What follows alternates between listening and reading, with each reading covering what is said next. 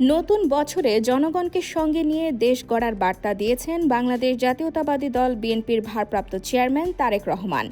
মঙ্গলবার নতুন বছর উপলক্ষে সামাজিক যোগাযোগ মাধ্যম ফেসবুকে একটি পোস্ট করেন তিনি। পোস্টে তারেক রহমান বলেন, আমরা নতুন বছরে বাংলাদেশের জন্য একটি রূপান্তরমূলক অধ্যায় পা রাখছি। আসুন সাম্য, মর্যাদা এবং ন্যায় বিচারের জন্য আমাদের প্রচেষ্টা অব্যাহত রাখি।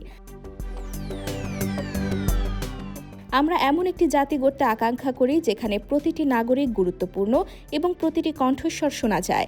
তিনি আরও বলেন, আমরা গণতন্ত্র পুনরুদ্ধার করব, সরকারি প্রতিষ্ঠানগুলো শক্তিশালী করব, অর্থনীতি পুনরুজ্জীবিত করব এবং জনগণের রাজনৈতিক ও অর্থনৈতিক ক্ষমতায়ন নিশ্চিত করব।